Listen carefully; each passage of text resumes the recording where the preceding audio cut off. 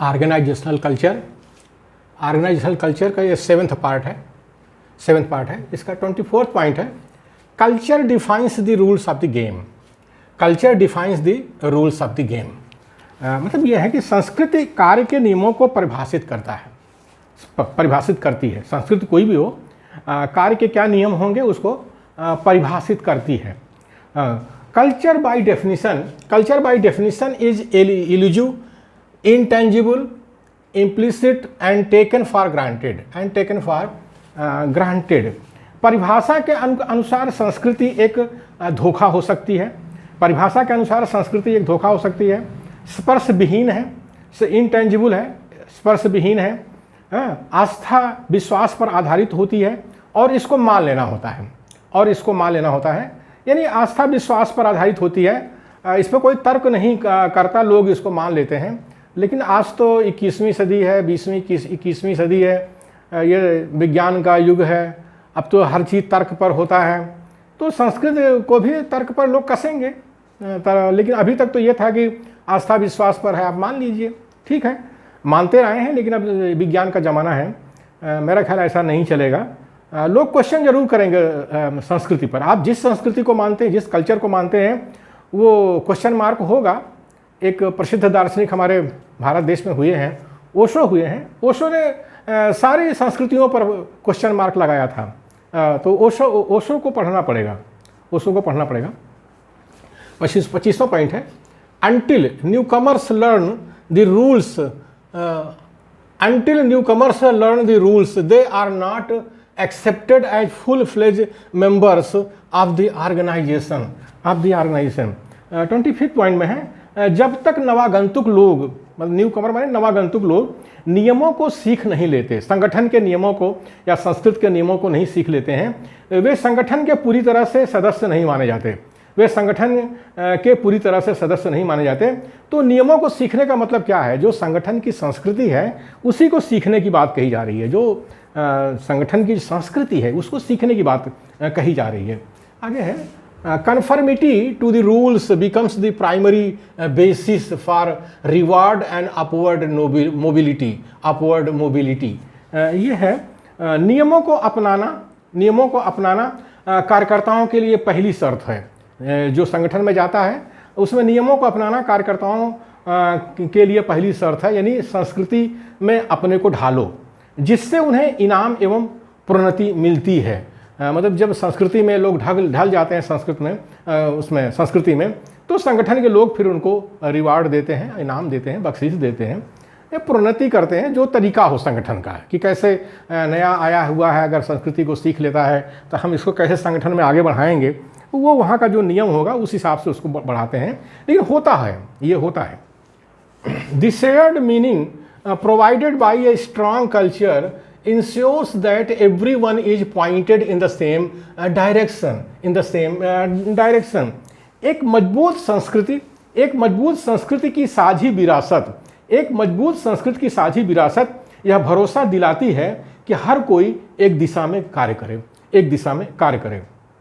ये होता है मजबूत संस्कृति की एक विशेषता होती है। आगे है साथियों, कल्चर एज ए लाइबिलिटी। 26वां पॉइंट है 26, कल्चर एज ए लाइबिलिटी मतलब संस्कृति एक बोझ के तौर पर।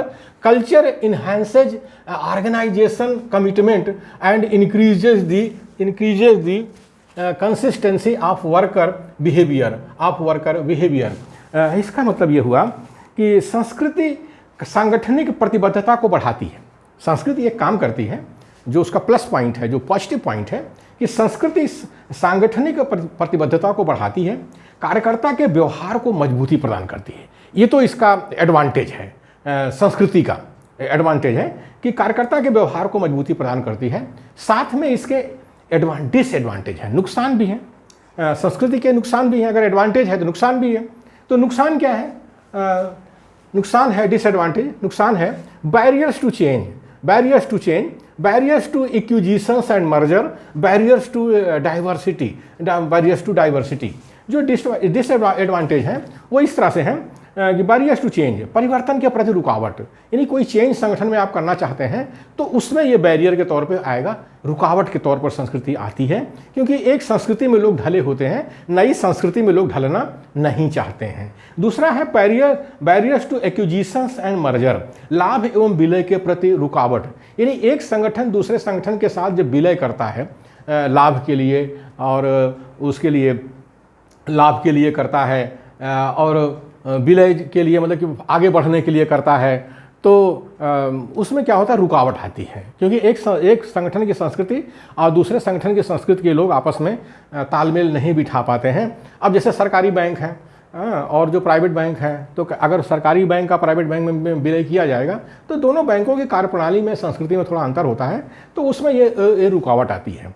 तो संस्कृति का एक दूसरा नुकसान ये भी है कि जो दो संगठनों का जो विलय होता है वो हो नहीं पाता ढंग से, उसमें बड़ी दिक्कतें आती हैं। इसी तरह सामाजिक संगठन है, राजनीतिक संगठन है, जब विलय करते हैं तो उसमें भी बड़ी दिक्कत आती है, वो संस्कृति का मामला है, कल्चर का मामला है, कल्चर का। और तीसरा है इसमें बैरियर्स टू डाइवर्सिटी, माने अनेकता के प्रति रुकावट, अनेकता के प्रति रुकावट। अब जैसे हमारा भारत देश है, इसमें ढेर सारे 7,000 जातियों के लोग हैं, 4 वर्ण हैं, यानी वर्ण है, जाति है, हाँ, हमारे जैसे 2,000 जातियाँ आदिवासियों की हैं।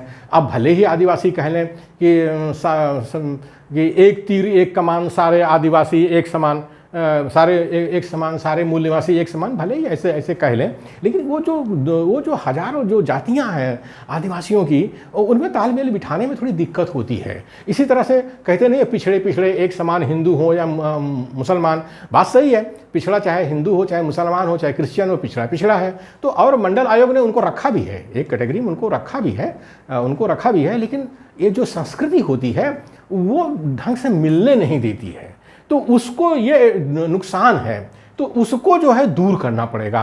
अगर ये इस चीज़ को जानना चाहिए कि संस्कृति जैसे जहाँ फ़ायदा भी है वहाँ नुकसान भी है, तो नुकसान को फ़ायदे में कैसे परिवर्तित करेंगे, ये जो है संगठन के जो कर्ता धर्ता होते हैं उनको चाहिए, उनको इस पर काम करना चाहिए, और बिना काम किए रुकावट दूर नहीं होती है। हमारे जो मूल निवासी बहुजन के लोग हैं वो मान लेते हैं कि सारे मूल निवासी एक समान, सारे बहुजन एक समान, हम बहुजन समाज बन गए, बनता कुछ नहीं है।